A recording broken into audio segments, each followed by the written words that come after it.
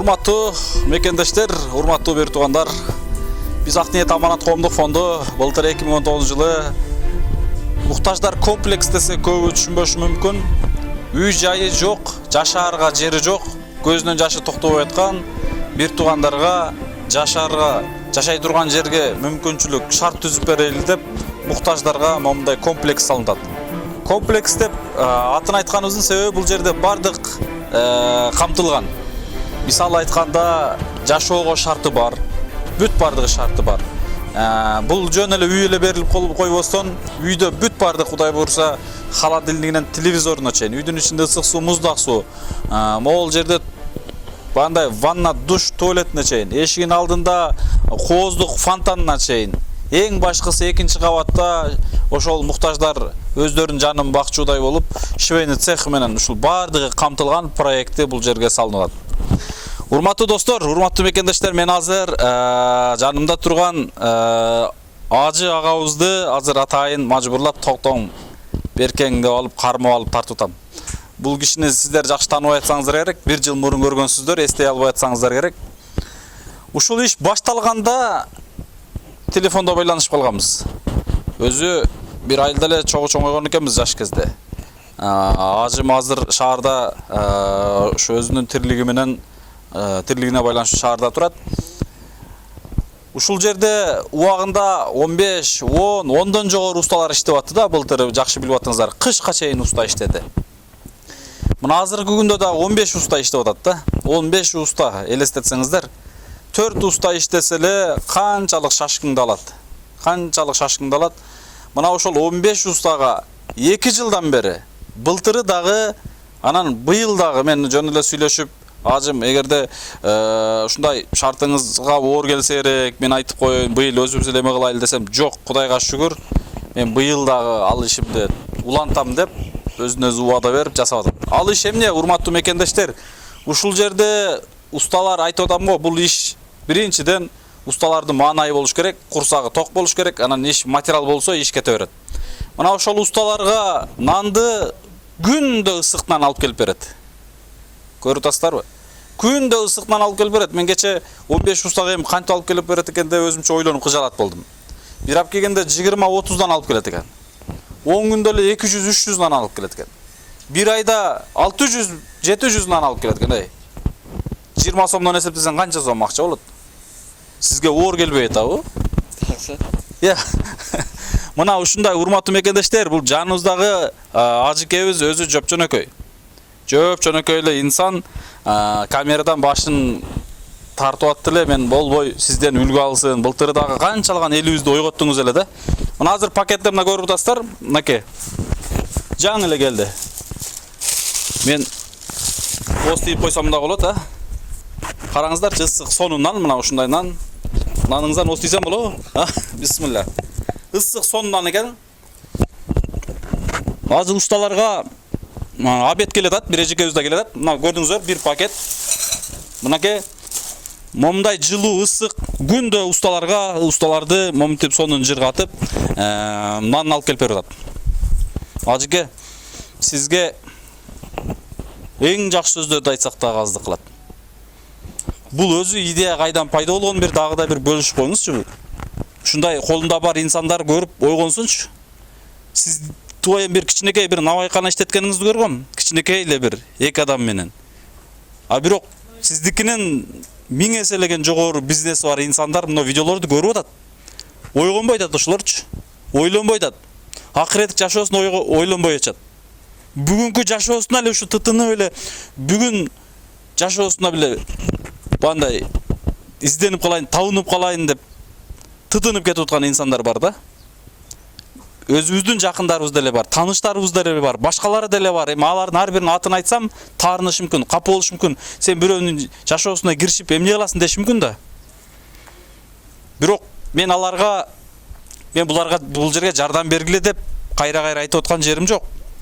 Мен ошолордун акыреттик жашоосуна даярданып калсын, чыныгы жашоосуна соопко ээ болуп калсын деп кайта-кайта айтып келем да. 1 жылдан бери айтып келем. Бир кирпичтен салым кошуп кал. Бул ишке ал бир кирпич салым кошуп калса бүтүп калбайт. Алдыга жылуу эле окуй сразу эле бүтүп кетпейт. Болгон ошо бир кирпич менен акырет жашоого барганда соодалашып, мен дагы ушул иштерди жасап калганмын деп, мен дагы ушул иштерге себепкер болгонмун деп, мына биздей болгон жолосом ушул жерге себепкер болуп аткан инсандар менен сооп талашып калсын деп дайым айтам да. Көрүп атат, катар менен көрүп атат мына азыр видеонучу. YouTube каналын атайын камерага күндө тартылат, Facebook'тан көрүшөт. Одноклассниктен күнүнө 20 000 деген киши көрөт. Кудайга шүгүр эми жок эмес, бар, жардам берип атат. 10% да, же 5%. Мейли бул жерге жардам бербесин, бирок өздөрүндө кыйналып аткан айылында, жерлеринде, өзүнүн жердештеринде, тууган уругунда кыйналгандар көп да. Хотя бы ошолорго кол сунсун, жардам берсин деп мен 1 жылдан бери какшап айтып келем да. Мына ушундай да ажыке анан былтырдан бери көп инсандарга айтып жүрүп жаман көрүндүм. Жада калса өзүңүн жакындарыңа жаман көрүнөсүн, өзүң тааныштарыңа жаман көрүнөсүн. Кайта сени көргүсү келбей, сен барган жерде качып тескери басып кеткен инсандар дагы болот экен. Бирдеке дебирип экен дейт окшойт чамасы. Мына көрүп эле жүрөбүз да. Мына ушундай инсандарга жаман көрүнүп жүрөбүз, бирок ойлонуп көрүп бир убакта таштап койсокпу деген дагы ойлор болгон. Ушул иштердичи бизге эмне зарыл, ушунча адамдарга жаман көрүнүп депчи. Анан дагы ойлонуп көрсөм, бул ишти өзүм үчүн кылганым жок да, өзүмүн жакыным үчүн кылганым жок. Бирок өзүмдөгү, Кыргызстанымдагы, мекенимдеги чыныгы муктаждар үчүн кылып аткандыгым анык экенин билип, кайрадан ушул ишти уланта бердик да. Мейли жаман көрсө жаман көрө берсин, убагы келип акылына келгенде ойлонуп, акыл эсине келип, кап ошондо ошол медер айтканды угуп бир нерсесин кылып койбоппуз, же болбосом жок дегенде бир морально жардам берип калбаппыз, жакшы сөзүбүздү айтып калбаппыз деп ойлонуп калат Кудай кааласа. Ажыке бир мына ушул 2 жылдан бери ушул усталарга нанын ташып атасыз, усталардын курсагын тойгузуп атасыз. Мына сиз курсагын тойгузуп аткан үчүн 2 этаж могул жерге заманбап 9 үй бүлөгө ылайыктуу комплекс салынып калды да. Салынып атат Кудай кааласа. Дагы деле ташып атасыз. Чарчабай атасызбы? Жок. Каяктан бул идея келди? Ушул боюнча айтып кетсеңиз да, мына элибиз көрүп айтып атпаймынбы, жогорудагы кыйын бизнесмен колунда бар инсандар көрүп ойгонсунчу, сизден көрүп үлгү алсынчы. Мына жөнөкөй эле инсан, бир матизи бар агам. Матизи менен күндө келип кетет, күндө. Бир айда бир жолу мына жерге бут баса албаган инсандар бар. Бир айда бир жолу күндө келип кетет.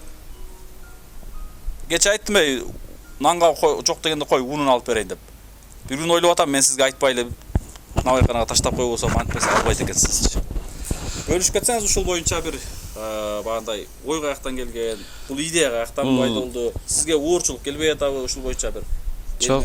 Бул идея негизи ушул Ак ниет аманат кайрымдуулук фондду дайым көрүп жүрөбүз. Дайым ушул жакшы жактарын, жакшы иштерин, ушул элге жардам берген жактарын көрүп, анан биз дагы ушундай бир кичине салым кылсак деген ой болду.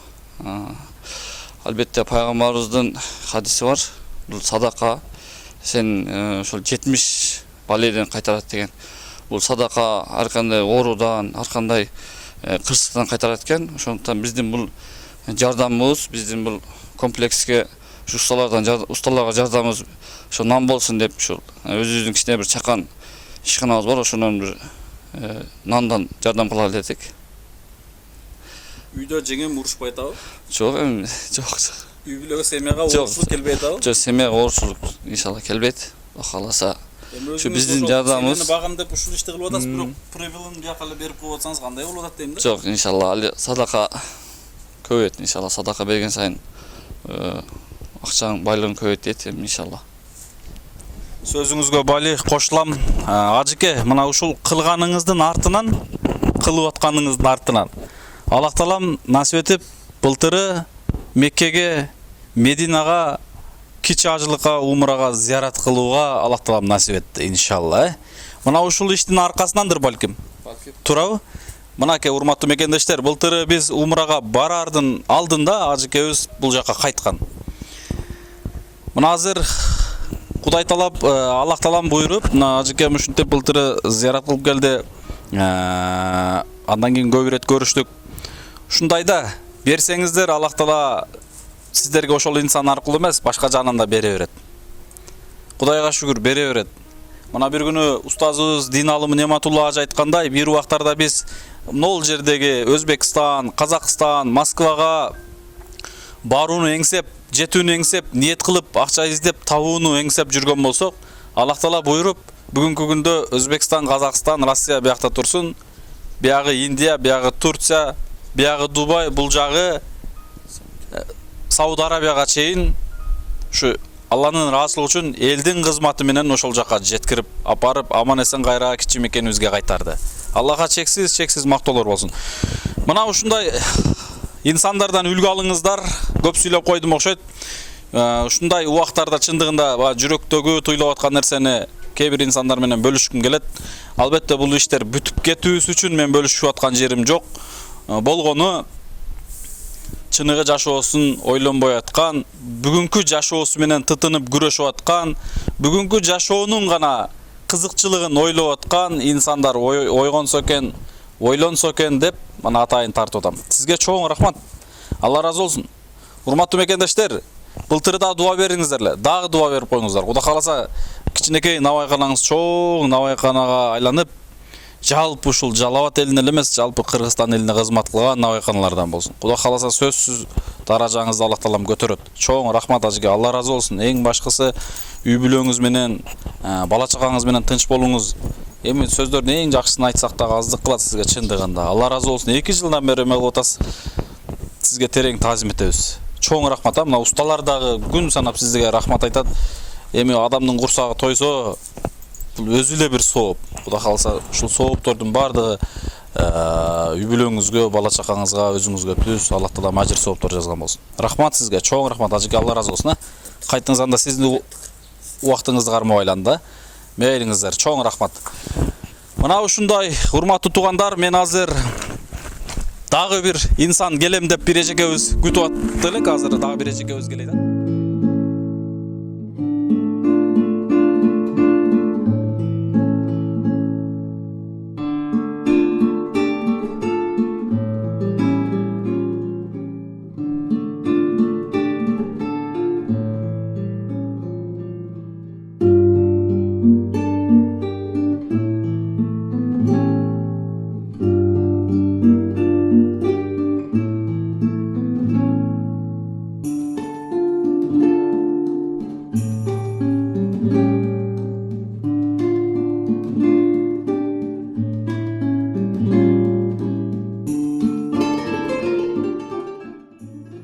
Машалла, Алла разы болсун эжеке. Кече телефондо байланыштыңыз эле. Мен ошол кече келген эженин жердеш болом. Сенин тайнеңдин окуучусу болом дегениңизден ушунчалык сүйүндүм. Негизи тайнем Баатыр эне деген наам алган. Бирок чыныгы ошол Баатыр эне наамга татыктуу эне да. Ооба, ошол тайнебиздин тарбиясы менен мына ушул иштерде жүрөбүз. Ошол Конокбаева Катылган эжекебизди кичинекейибизди окуткан сенин тайнең. Сиздин мугалимиңиз, мына ошол тайнем окуткандыгы үчүн ушул жерге келип турасыз да. Тамаша, сөзсүз ушул тайнемдин дагы сизге өткөн билими, сабагы болсо керек. Кудай кааласа мына ушул иштерди кээ бир эркектер жасабайт да. Мына азыр эле бир жөнөкөй бир агабыз келип кетти да. 2 жылдан бери нан ташыйт да, усталарга акысыз нан ташыйт. Мына ушундай агалардан ойгоңуздар деп азыр эл менен бөлүштүм элем. Эжеке, сизге Алла разы болсун. Чоң рахмат. Мекендештер, бир туугандар кече байланышкан. Мына азыр усталарга толук обети менен. Андан сырткары мына көрүп атасыздарбы? Бир мешок момундай гречка дейт, бир мешок горох дейт, бир мешок 50 килограмм чыкса керек, күрүч дейт. Мына ушундай азык-түлүк продуктасы менен эжекебиз келиптир, кече байланышкан. Ушу усталарга атайын продукта жеткирип берейинчи деп. Алла разы болсун сизге, чоң рахмат. Анан бул ой каяктан келди, же көрүп жүрдүңүз беле, кандай болду? Ушул боюнча бир эл менен бөлүшүп кетсеңиз. Эми ушул мына аябай жакшы иш баштаптырсыңар. Чоң рахмат. Биздин ушу мекендештерге дагы жакшы чоң рахмат. Анткени мигрант болуп иштеп, бала чакасын багып, андан артканына мына жөнөтүп дегендей. Ошолорго чоң рахмат. Өз карапайым калктан айланса болот. Эми мен медер дайыма эле кайрымдуулуктарга катышып келем, сен демең. Эми баягы көп деле мындай берген нерсени айтпаш керек, билдирбеш керек дейт. Ошого унчукпай эле жүргөм, тааныйм. Анан ушул кече кошуналарым барып келдик дегенден карантин убагы болуп эч эле мүмкүнчүлүк болбой атты эле. Анан уккандан кийин кантип чыдап тура аласың? Сразу жөнөдүм. Өтө сүйүнүп, аларды айтып барды, өтө сонун иштер болуп атыптыр деп. Медер сага да чоң рахмат. Алла ыраазы болсун мына. Ушундай көп иштерди кылып атасың. Бул эле эмес, сен эмгегиңди биз бардыгын билебиз. Канча оорулуу адамдарга өмүр бердиң, канча кыйналган адамдарга жардам бердиң. Сага да рахмат. Айдай багың астын Кудайым. Каерде болсоң дагы тынч бол. Өзү жакшы адамдын балдары жакшы эле болот экен. Мына жакшы адамдын небересин, ата-энеңи да тааныйм, жакшы адамдар. Дайыма ушундай болуп жүрө беркем. Эми колубуздан келишинче жардам беришке биз деле даярбыз. Кантип карап турмакпыз. Мына эми карантин ачылды, Кудай кааласа мындан ары да жардам бермекчибиз. Сизге Алла разы болсун эжеке. Аллах таалам бүгүн сиз бул жерге бирди берген болсоңуз, сизге эсепсиз кайтарган болсун. Мына өзүңүз соодада экенсиз, Аллах таалам соодаңызды жүргүзгөн болсун. Соодаңызда тапканыңызга Аллах таалам берекесин берген болсун. Азбы көппү канча тапкан болсоңуз да Аллах таалам берекесин берсин. Канча инсандар күнүнө 100 миңдеген миллиондогондорду табат, берекеси жок болсо, анын мындай айтканда маңызы, мааниси да жок. Ошондуктан сиз кичинекей соодаңыздын да Аллах таалам берекесин берсин. Аллах таалам сизге ажыр сооптор жазган болсун. Элибиз мына көрүп, Кудай кааласа дуасын берет. Мына ушул дуалар Аллах таалам сизге түздөн түз тип кабыл кылган болсун. Чоң рахмат айтабыз. Алла разы болсун. Чындыгында бандай аял кишилер келип кабар алып аткандыгы бизди ушунчалык сүйүндүрөт, толкундандырат. Эли журтубуз бар экен, мекендештерибиз бар экен, колдоочуларыбыз бар экен. Биз эч качан чарчабайбыз. Эч качан чарчабайбыз биз. Карантинде ачылды, карапайым калып, дагы жардам берет деп ойлойм. Кудай кааласа буга чейин дагы эжеке жардам берип келген. Мына азыр сиз айтып өткөндөй эле, урматтуу мекендештер, айрыкча мигрант бир туугандарыбыз көрүп атат. Чындыгында өздөрүңүздөр мусаапыр болуп, бөтөн жерде көзүңүздөрдөн жашыңыздар нөшөрлөп, мекениңиздерди, ата-энеңиздерди, бир тууганыңыздарды сагынып атсаңыздар дагы, бирок ушул жерге бөлүшүп атасыздар. Алла разы болсун. Биз дагы ошол жерде, биз дагы ошол сыртта 4 жыл, 5 жылдап иштеп келгенбиз. Чындыгында ал жактын ысык суун көргөнбүз, билебиз. Сиздердин тапканыңыздарды, сиздердин кыйналганыңыздардын баардыгын сезип туюп турабыз. Эч качан өзүңүздөрдү мажбурлабаңыздар анан. Бири-бириңиздерге баяндай атаңдашып, өзүңүздөрдү мажбурлабаңыздар. Эгерде мүмкүнчүлүк болсо гана колдоңуздар. Бирок ниет кылып койсоңуздар, ниет. Кээ бирлер айтат да, мен эч эле ашына албайтам, Адам өзүнөн эч качан ашынбайт. Ниет болуш керек жүрөктө. Жүрөктө ниет болсо, анан ошондо Аллах таалам ошол ниетиңе жараша жеткирет. Ошондуктан баарыңыздарга айтар элем, жок дегенде бир кирпич болсо дагы салым кошконун ниет кылсаңыздар, Кудай кааласа ошол ниетиңиздерге жеткирет. Рахмат барыңыздар, Алла разы болсун. Эжекебизге да чоң рахмат, агабызга да чоң рахмат, жалпы жардам берип аткан эли журтубузга да чоң рахмат. Алла разы болсун. Анда эмесе иш мынакей жүрүп атат. Азыр бул жерде усталар бир эмес 2 бригада усталар иштеп атат. Кече эле ушундай усталарга уста көрдү кылып, продукта жагынан жана башка жагынан жардам бере турган инсандар болсо, эшигибиз ачык дедик элек, мына четинен келип атышат. Рахмат эжеке, Алла разы болсун. Чоң рахмат. Балдар келгилеби? Чай ичебиз баскыла. Урматтуу достор, урматтуу мекендештер, мына ушундай иш ушундай жүрүп атат. Кече 30 000 сомдук арматура, камыт, сесма поиска жарай тургандай ушундай арматуралар келген. Андан сырткары 9,5 000 сомдук апаловка жыгаштар келген. Кыскасын айтканда бүт мындай ушундай материалдар келип атат. Кече жалпысынан бир 45 000 сомдук материал келиптир. Андан мурун мен Ошто жүргөндө 2,5 тонна цемент карыз калтырганбыз, кумдарды карызга төктүргөнбүз. Ушундай иштер жүрүп атат. Элибиз колдоп аткандыгы үчүн иш алдыга кетип баратат. Рахмат сиздерге. Эгерде дагы да колдойм деген, дагы да жардам берем деген, сунуш айтам, суроом бар деген бир туугандар болсо, биздин WhatsApp байланыш эл сом номер, бир эле номерди кызматта 705 мен 33 77 90. Мигранттар үчүн кызматта Сбербанк карта бар. Ал карталарды ушул видеонун аягына визитка коюлат, же болбосо видеонун алдыларына коюлат сөз. Рахмат барыңыздарга. Алла разы болсун. Ассаламу алейкум.